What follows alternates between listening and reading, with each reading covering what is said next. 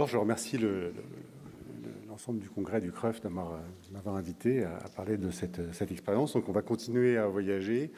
Et là, pour le coup, on reste en Europe, dans un pays qui est très près de chez nous, qui est la Bosnie-Herzégovine. J'ai des conflits d'intérêts qui sont un petit peu anciens en lien avec des sociétés autour des carticelles, mais qui n'influencent pas ma pensée médicale, en tout cas pas sur ce sujet-là. Alors la Bosnie-Herzégovine, c'est un petit pays qui est, vous voyez là sur la carte, qui fait partie de l'ex-Yougoslavie et qui est Paris-Sarajevo, c'est la même distance que Paris-Lisbonne ou Paris-Naples. Donc c'est vraiment dans notre environnement très très proche.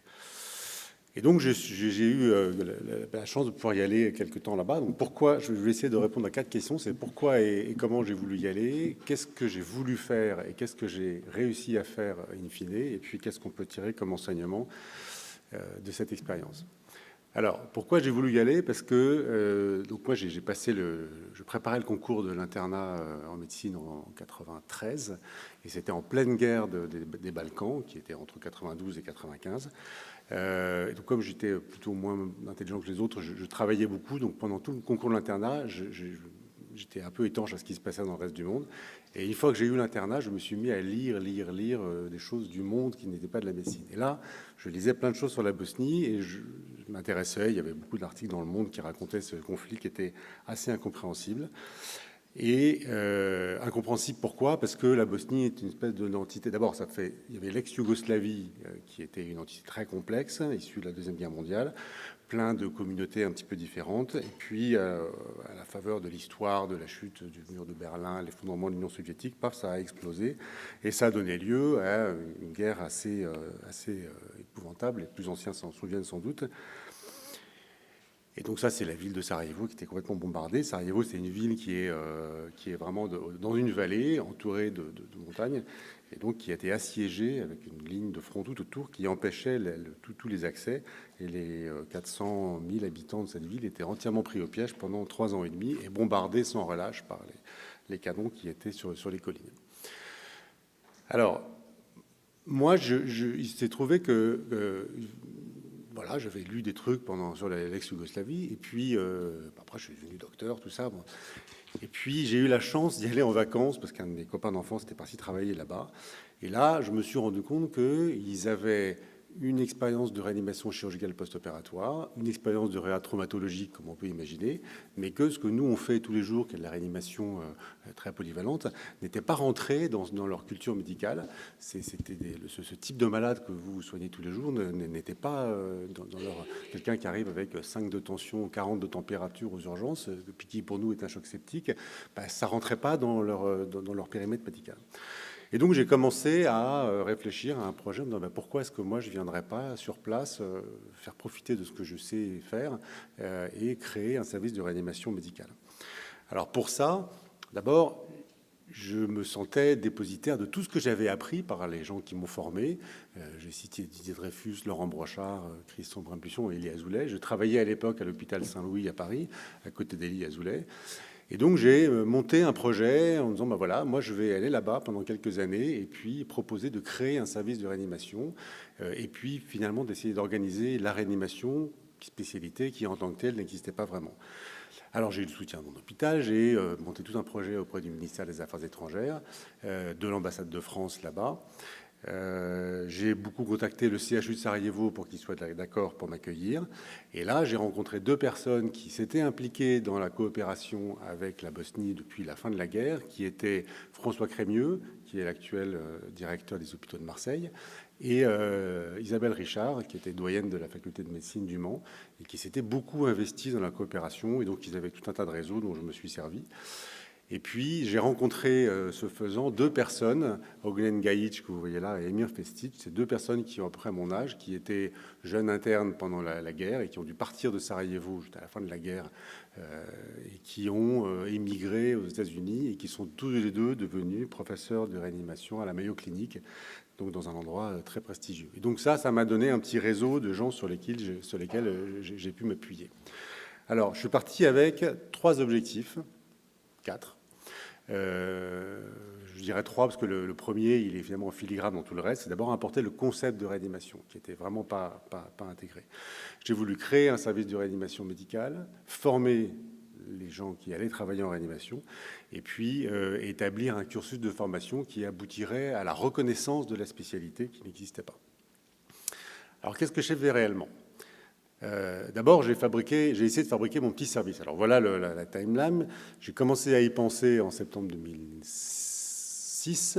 Je suis arrivé là-bas réellement en juin 2008. Et puis, on a fini par ouvrir en juillet 2009, donc presque un an après, notre service de réanimation. Et moi, j'y suis resté physiquement jusqu'en novembre 2010. Et pendant l'année qui a suivi, j'y retournais très, très régulièrement. Et puis après, techniquement, je ne pouvais pas y retourner plus souvent. Alors la première chose, c'était faire comprendre ce que c'est que la réanimation. Donc c'est un pays qui n'est pas du tout un pays... alors c'est un pays à ressources limitées, mais dans le franche haut de la catégorie de l'OMS. Mais c'est un pays qui, avant la guerre, dans les années 90, vivait comme nous. Ils étaient exactement comme nous, vraiment très proches. Donc, ils avaient un niveau de développement, d'éducation, etc., qui était très proche du nôtre. Mais toute cette période, fin des années 80 et milieu 2000, ce sont des périodes où on a bien vu, nous, que la réanimation a pris un essor considérable.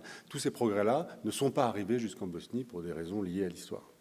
Donc les gens m'ont dit ça, ils m'ont dit mais ces malades-là dont vous parlez, ils n'existent pas en Bosnie. D'autres m'ont dit est-ce que c'est un endroit où on mettra les gens sous ventilation juste avant qu'ils meurent, comme ça ils m'auront ventilé.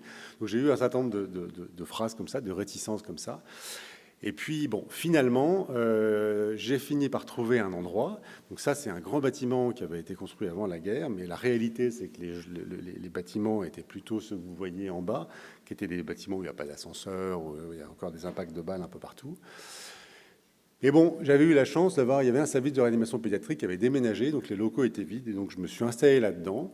Et puis, j'ai pu, à une vitesse qui dépasse ce qu'on peut voir dans les hôpitaux français, faire des travaux pour avoir finalement, au bout d'un moment, alors on a fait des plans, j'ai fait des plans sur un bout de papier comme ça, et puis avoir finalement des gens qui sont mis à faire de la peinture, et paf, au bout de quelques mois, un service. Alors, c'était pas la bioclinique, mais c'était quand même tout à fait acceptable. Et vous voilà à peu près à quoi ça ressemblait. On avait 2 chambres à 3 lits et une chambre toute seule. Je suis allé acheter chez le Leroy Merlin local tout un tas de boîtes et de trucs comme ça pour faire des chariots de soins. Enfin, bon, ça, c'est tout. Comme ça a été dit précédemment, il y a un côté système D qui est à l'œuvre. On a écrit tout un tas de protocoles sur quels sont les médicaments dont on a besoin, comment est-ce qu'on fait une intubation, etc. Et puis, il s'agit d'avoir du matériel biomédical parce que le ministère des Affaires étrangères finançait mon poste. Moi, j'étais praticien hospitalier avant de partir, donc j'étais en détachement du ministère de la Santé vers le ministère des Affaires étrangères, mais après, ils n'ont pas mis plus de sous, donc c'est l'hôpital qui devait fournir. Et là, j'ai eu la chance d'avoir, étant un ancien médecin de l'assistance publique hôpitaux de Paris, l'ingénieur biomédical de la PHP m'a ouvert les portes de tous les matériels réformés. Et donc, un jour, je suis allé faire mon marché dans 4 ou 5 hôpitaux à Paris pour récupérer des pousses-seringues, des respirateurs, etc. Alors, tout un tas de ces matériels-là n'existaient pas. Les pousses-seringues, par exemple, était un matériel qui était tout à fait inconnu dans l'équipement là-bas. Là, ça, j'ai mis cette photo du lit parce que j'avais...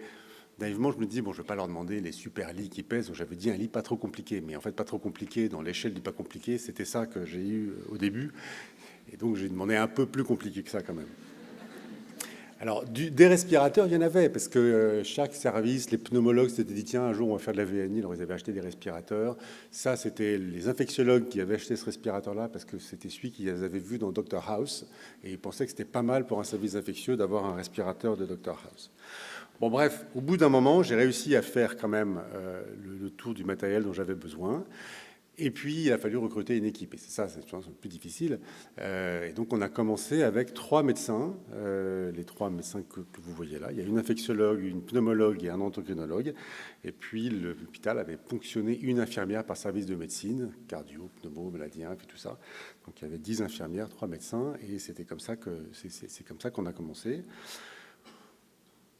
Entre le moment où l'équipe a été réunie, c'est-à-dire 15 juin 2008, et le moment où on a ouvert 15 juillet 2008, un mois, on a eu un mois pour que je montre à tout le monde ce que c'était qu'une sonde d'aspiration, une seringue électrique, comment on mettait un cathéter central pour les médecins, comment on faisait les soins de base pour les infirmiers. On a fait ça à blanc, on avait inventé la simulation, mais de façon très local. Et puis, paf, juin 2009, ouverture officielle. Alors, c'est très formel dans les pays de l'Est, c'est tout un formalisme qu'ils aiment bien. Donc, l'ambassadeur, le directeur de l'hôpital, tout ça craque, on coupe le ruban. Et voilà, et on attend notre premier patient, qui était une patiente.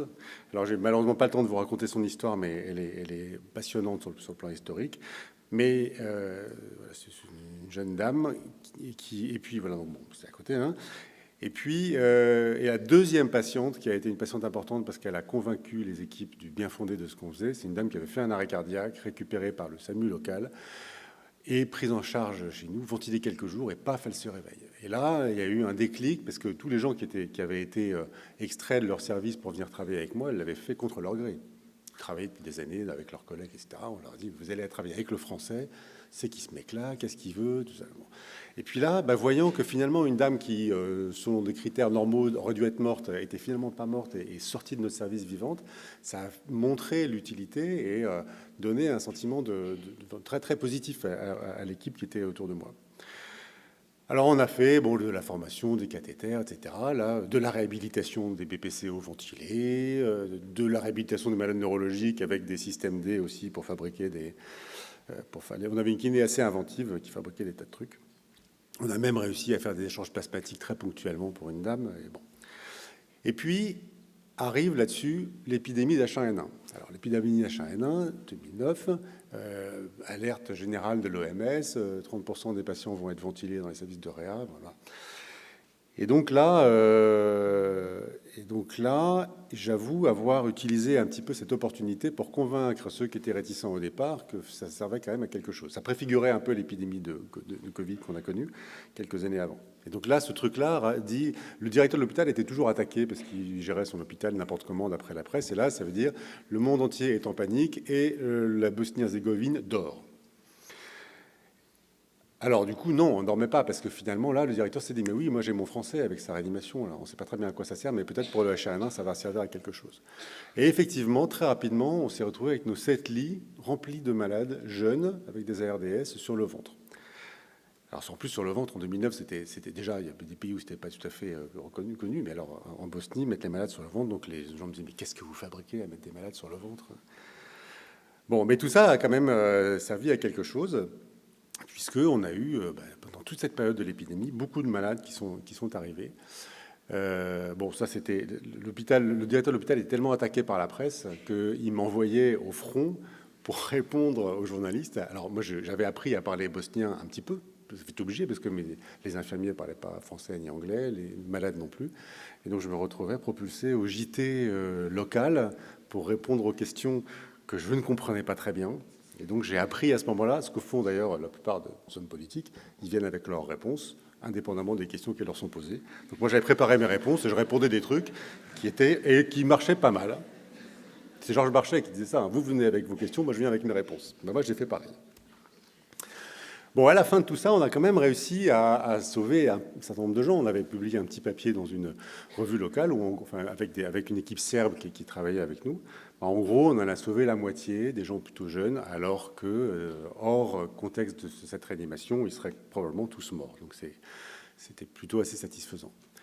Deuxième objectif, c'était enseigner la réa. Alors là, on a fait tout un tas de formations et j'ai beaucoup interagi avec la SRLF pour faire des formations. On a organisé des congrès, on a organisé des séminaires, des workshops, tout ça. Vous voyez là, il y a Jean Régnier qui était à l'époque président de la SRLF, Éric Maury, Alexandre Boyer, Didier Dreyfus. Et donc ça, j'ai bénéficié du fait que tous ces enseignants-là, ces réanimateurs-là sont venus. Et d'un seul coup, d'abord, c'était un enseignement qui était très riche, et en plus, ça a accrédité l'idée que ce que je racontais depuis le départ, c'était pas n'importe quoi. Alors bon, ça, je reviendrai pas dessus, on pourra aller dans la discussion, mais voilà.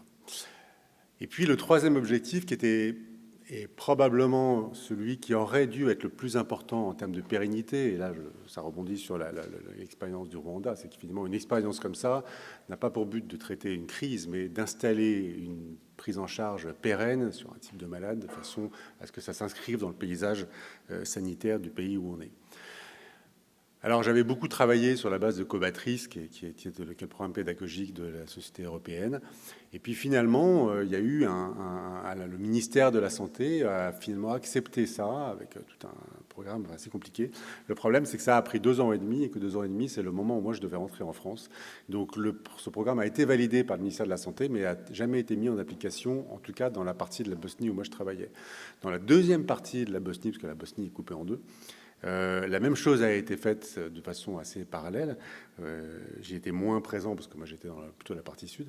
Mais là, par contre, eux, ils ont réussi à faire ce curriculum-là. Et maintenant, ils ont une vraie spécialité de réanimation avec des gens qui l'enseignent, des gens qui le valident et surtout des gens qui peuvent la pratiquer officiellement. C'était un peu ça le problème parce que moi j'avais une infectiologue, une pneumologue, mais qui pratiquait illégalement la réanimation puisque la réanimation n'existait pas et que sa spécialité ne la dédiait pas à faire de la réanimation.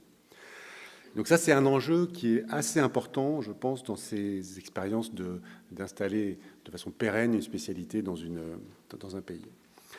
Alors, qu'est-ce qu'on peut tirer, en tout cas, qu'est-ce que moi j'ai tiré de cet enseignement? Le premier truc, c'est que, et comme Sylvia l'a dit au tout début, la réanimation dans des pays, là, c'est un middle income country, selon les critères de l'OMS, c'est possible, c'est utile, et c'est même cost-effective. L'OMS a établi des critères pour déterminer si une intervention médicale est cost-effective, c'est-à-dire efficace pour un coût donné, ou pas cost-effective. Et nous, on avait publié un petit papier sur notre cohorte de malades, on est dans le vert en bas, donc c'est très cost-effectif, c'est-à-dire que ça coûte, ça sauve beaucoup de vies et d'années, enfin le ratio entre les années de vie gagnées avec bonne qualité de vie et ce que ça coûte est très en faveur, beaucoup plus en faveur que la chirurgie cardiaque ou tout un tas d'autres choses. Donc ça, c'est le premier enseignement. Donc, ce n'est pas du tout à perte. Deuxième enseignement, il faut une volonté politique. Et ça, c'est un petit peu ce qui m'a manqué parce qu'une fois que je suis parti, ça a tenu quelques années, toute cette affaire-là. Et puis, dans des pays où les instabilités politiques font que tout change assez vite, au bout d'un moment, la directrice de l'hôpital, qui était la femme du président de la République récemment élu, a considéré qu'il fallait effacer ce qu'avait fait son prédécesseur. Et donc, en 2016, elle a fermé mon petit service de réanimation, malheureusement. Mais bon, il n'en est pas rien resté, parce que quand le Covid est arrivé chez eux, ils ont repris les mêmes docteurs, probablement une partie du matériel d'ailleurs que j'avais, et ils ont fait une unité Covid à partir... Donc il n'en reste pas rien. C'était très décevant pour moi de voir qu'on était fermée, mais il n'en reste pas rien sur l'échelle du temps long. Bon, il faut que les acteurs, pour que ça marche, il faut que tous les acteurs soient concernés et que les docteurs soient reconnus. Il y a la question de la rémunération dont on parlait avec le Rwanda, et il y a la question du statut. Et puis, il y a la question des réseaux internationaux. Alors, il s'est trouvé que par le biais des 2 médecins bosniens qui étaient à la Mayo Clinic, il y avait plein de liens qui étaient faits. Et donc là, c'est un papier qu'ils avaient fait avec l'équipe de l'autre service de Bosnie, où simplement ils faisaient la visite sur Zoom ou sur Skype, machin, une fois par semaine. Et ils ont montré que ça améliorait le pronostic, que ça diminuait les dépenses, etc. Donc finalement, les outils qu'on a aujourd'hui peuvent permettre de la télémédecine un peu exportée, peuvent permettre de pérenniser le soutien qu'on ne peut pas pérenniser, sauf si on s'installe pour de bon dans le pays où on va. Bon, ça, je passe. Et puis, la société européenne s'était aussi emparée de ce truc-là. Bon, au moment où moi j'étais... en Bosnie, il y avait Vincent Yos qui travaillait à Saint-Denis, qui lui était au Pakistan, Martin Dunser, qui est un Autrichien, qui était en Mongolie, Martin Schulz, qui est un Hollandais, qui lui était en Asie du Sud-Est. On était 4 ou 5, et donc c'est créé autour de Martin Dunser un groupe à l'ESICM qui maintenant a énormément pris son ampleur. Je n'y participe plus, mais il est maintenant très actif. Évidemment, l'ESICM s'est emparé de cette chose-là pour créer un pont en tant que société savante européenne entre les initiatives locales comme la mienne et celle dont on a entendu parler ce matin, et puis une société très établie. Et si c'était à refaire, je le referais sans aucun doute. Alors, sûrement, il y a des contraintes familiales, professionnelles, etc., mais je le referais sans aucun doute. Mais aussi pour une chose, c'est que je crois volontiers que... Moi, je me suis senti d'avoir très privilégié d'avoir pu apprendre la réanimation en France avec des gens, vraiment avec des enseignants et une qualité de pratique de la réanimation remarquable, dont on se rend bien compte d'ailleurs quand on va voir ailleurs et qu'on revient chez nous. On se rend compte qu'on a des raisons de se plaindre, mais on a aussi des raisons de voir le verre à moitié plein. et que j'étais dépositaire de ça et redevable en quelque sorte, et que finalement on l'est tous, médecins, paramédicaux, kinés, psychologues, on bénéficie tous de l'environnement dans lequel on travaille. Et on peut faire du soin, on peut faire de l'enseignement, on peut faire de la recherche, mais aussi on peut, par le caractère universel du soin et de la médecine, aller faire de la réanimation ailleurs. Et donc j'ai eu la chance de le faire, hors contexte OMS, hors contexte ONG, vraiment avec les rafistolages que je vous ai montrés, et c'était sans doute la plus belle expérience de ma vie. Je vous remercie beaucoup.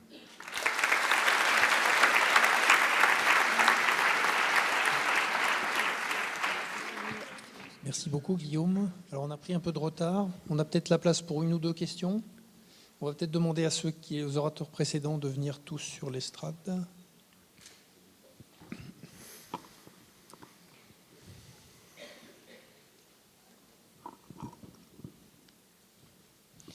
Est-ce qu'il y a des questions dans la salle ?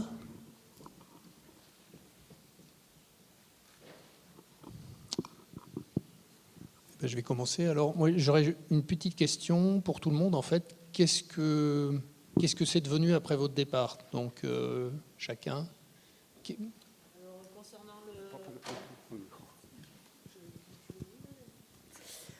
concernant le Rwanda, c'est toujours en cours. Hein, donc, on a toujours des contacts sur les groupes WhatsApp. Les formations FIER ne sont pas terminées puisqu'il y a des étudiants qui n'ont pas tout validé. On est encore à la recherche de subventions pour développer la CIPAP de Boussignac. Et puis, dans nos perspectives, on va peut-être développer d'autres ouvertures, à savoir peut-être un partenariat avec le professeur Jory Guibéry. Et puis les missions du premier APCHI ne sont pas terminées. Donc ça se poursuit dans le temps. Enfin, Monsieur Souven, je ne sais pas si vous avez quelque chose à rajouter, non ?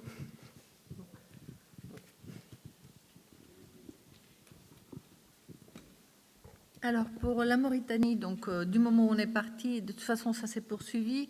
On était installé à côté d'un service des chirurgies, neurochirurgie.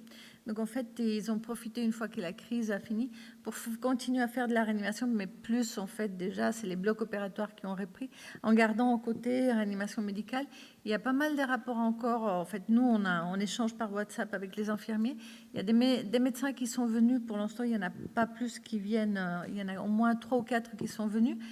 Et c'est surtout les infirmiers espagnols avec qui je reste en contact, qui régulièrement me demandent s'il y a des paramédicaux qui souhaitent venir organiser les soins, créer ou participer à la création des services de soins pour continuer à faire, on va dire, à upgrader les services de soins en Mauritanie. Voilà. Écoute, moi, comme je l'avais indiqué, là, mon service de Sarajevo s'est cassé la figure, mais va renaître ou renaît d'une autre façon. Le service dans l'autre partie du pays, lui, maintenant, c'est un service de réanimation qui n'a rien à envier à toutes nos unités qu'on a là. Et donc, l'idée de réanimation est là, le cursus existe, donc c'est du temps long, ça, hein, mais nous aussi, il nous a fallu du temps pour faire émerger la réanimation en France. Est-ce qu'il y a une autre question ?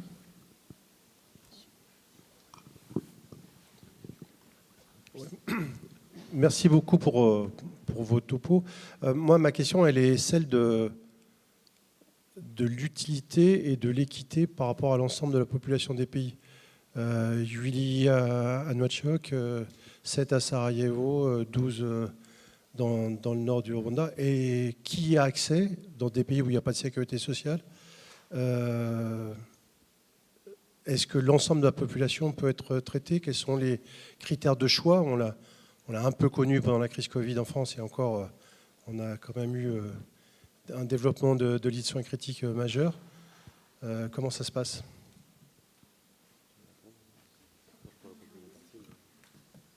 Pour la Mauritanie, c'était un point de conflit, en effet, parce qu'en fait, tout ce qui était traitements médicaux, par exemple, un truc tout bête, les antibiotiques étaient mis sous clé dans notre service, pas les stupéfiants. On avait beaucoup moins de soucis avec les stupéfiants qu'avec les vols d'antibiotiques, parce que c'est très cher et c'est difficile à trouver. Donc, en fait, normalement, on va dire, les soins Covid tout ce qui était Covid était couvert par l'OMS. Donc en fait, toute personne qui arrivait avec une pathologie Covid était prise en charge. Par contre, si c'était une pneumopathie communautaire quelconque, tuberculose, n'importe quoi, ça ne rentrait pas dans le cadre Covid, c'était la famille qui devait payer. Et ça commence à poser déjà un souci. Et c'est vrai que ça a fait des points de frottement assez intenses avec les médecins chez nous, pour lesquels c'était inimaginable de refuser quelque chose, un soin, on va dire, vital pour ça. Donc ça fait des vrais soucis. Après, une fois que nous, on est parti et que là, on va dire, l'urgence Covid a fini, le problème reste le même. Il n'y a que ceux qui ont les moyens de se payer les antibiotiques ou les médicaments, c'est surtout les antibiotiques qui coûtent très cher, qui vont pouvoir se les payer.